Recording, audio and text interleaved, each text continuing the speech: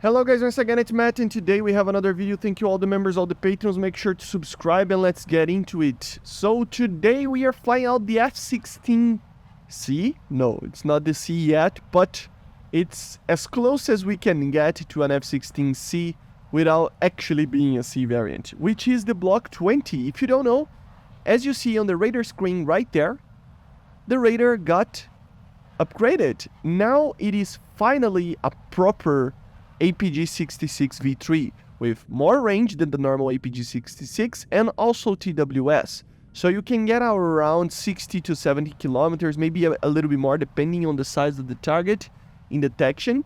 I managed to get like 65 normally in the battles, but you can get more. And maybe even with the normal mode without push Doppler, it might even go a little bit further.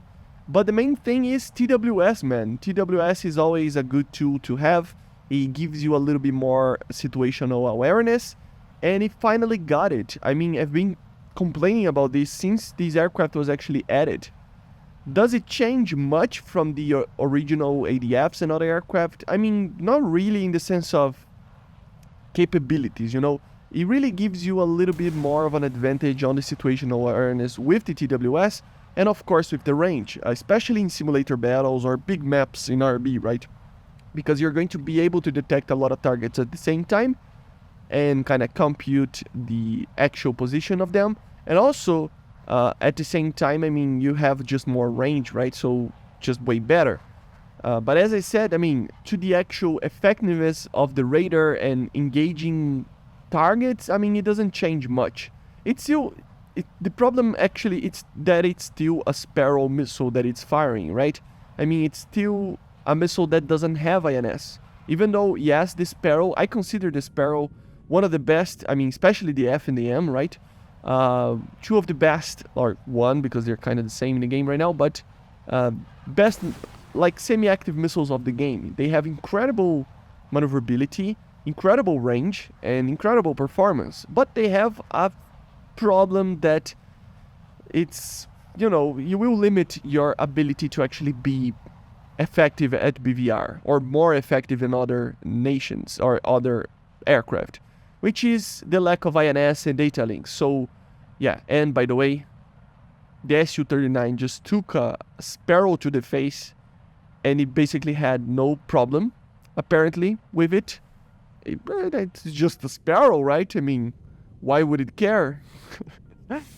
But going back to the track of the conversation, is that, I mean, without this, a missile like the R-27 is better. It's a lot more reliable. A missile like the M54 will be a lot more reliable as well from longer ranges.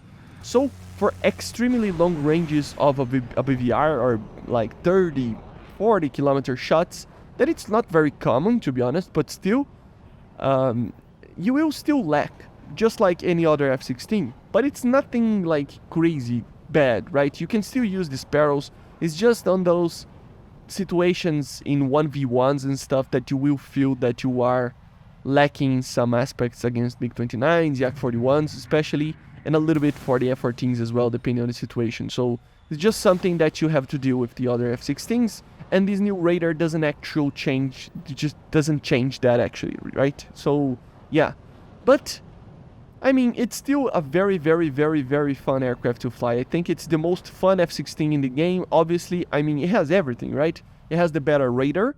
It has the ability to actually carry BVR, which the Block 10s cannot. And it has the ability to carry the air-to-ground weaponry as well, which the Block 15s cannot. But also some other minor things is that it can have the coolest cockpit. It does have the coolest cockpit, which is basically an F-16C cockpit as well. So as I said, it is basically a Block 25. It just, I mean, depends on the version, but it's very comparable, the range, to the early APG-68s that the Block Cs used. But in general, yes, it will be the only difference between the C and this, the Block 25C and this one, is basically the radar, right?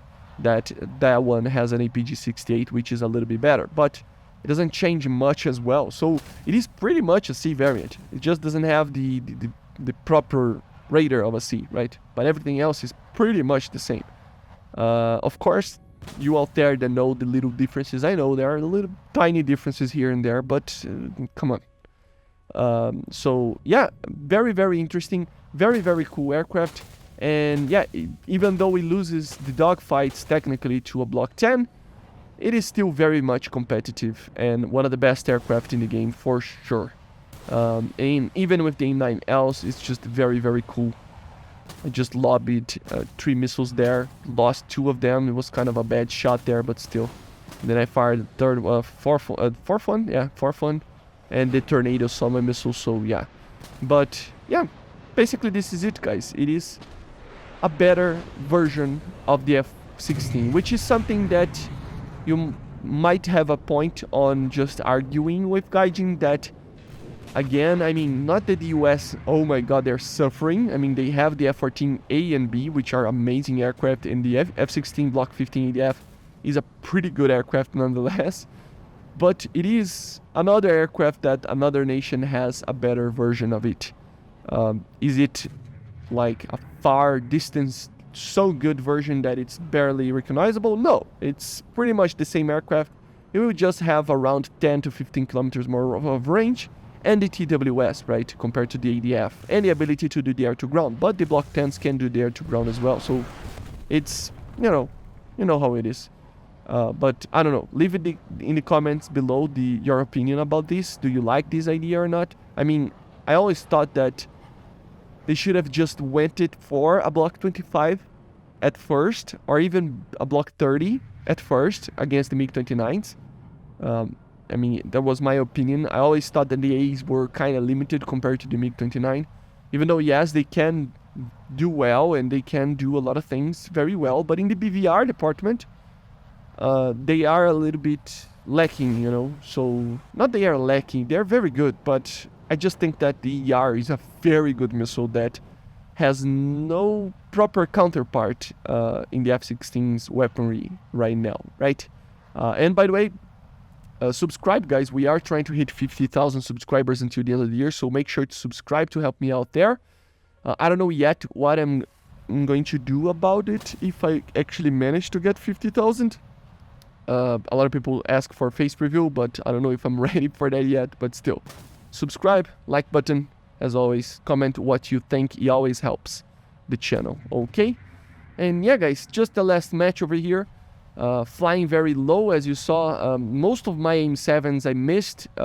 People get scared very easily right now, flying high, so normally they just lobby all the Phoenixes and just basically turn away if it's an F-14.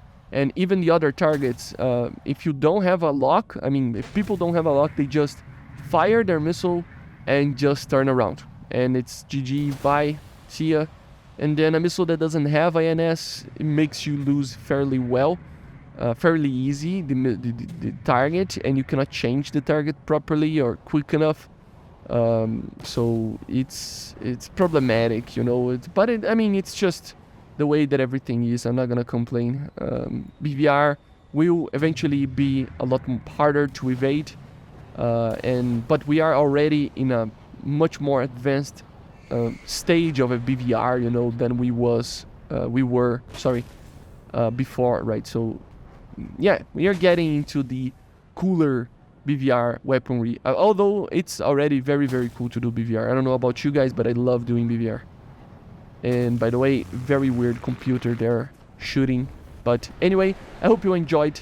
I didn't get any more kills in this match, and basically the F-14s just got shot down when the match was over. So yeah, anyway, I hope you enjoyed. Make sure to subscribe, as I said, and I see you guys in the next one. Let me know in the comments what you think about the F-16 Block 25.